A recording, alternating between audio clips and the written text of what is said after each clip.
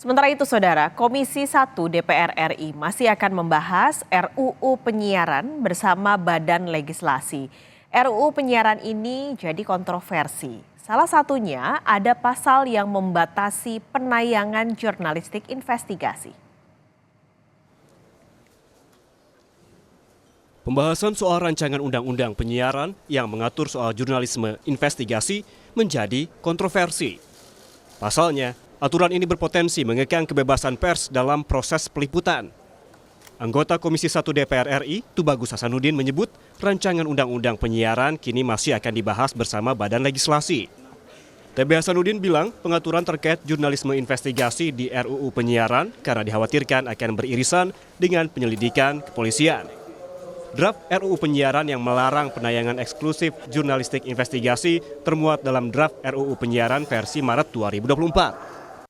Namun, secara pribadi, TB Hasanuddin menyebut tidak setuju dengan pelarangan jurnalisme investigasi.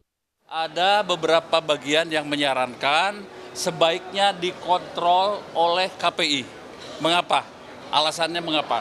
Karena kalau investigasi jurnalistik itu misalnya ada yang beririsan dengan materi penyidikan yang sedang dilaksanakan oleh aparat penegak hukum, maka sebaiknya itu sedikit cooling down.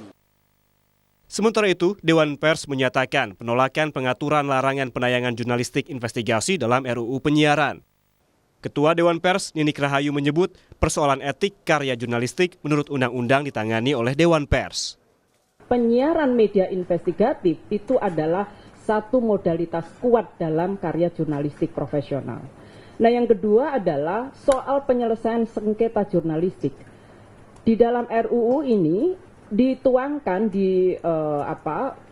penyelesaian itu justru akan dilakukan oleh lembaga yang sebetulnya tidak punya mandat penyelesaian etik terhadap karya jurnalistik. Mandat penyelesaian karya jurnalistik itu ada di Dewan Pers dan itu dituangkan dalam undang-undang.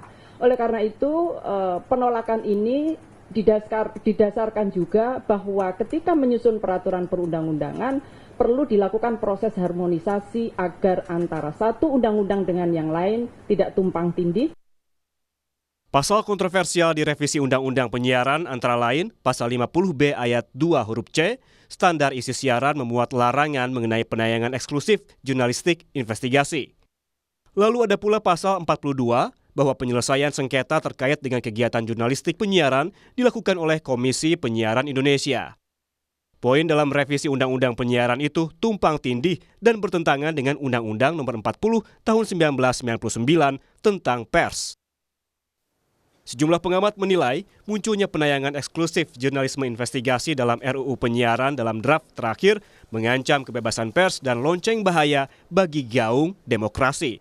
Tentu, kita menunggu hasil akhir dari RUU Penyiaran. Yang perlu diperhatikan adalah jangan sampai aturan ini justru mengancam hak publik dan nasib demokrasi serta independensi pers. Tim Liputan, Kompas TV.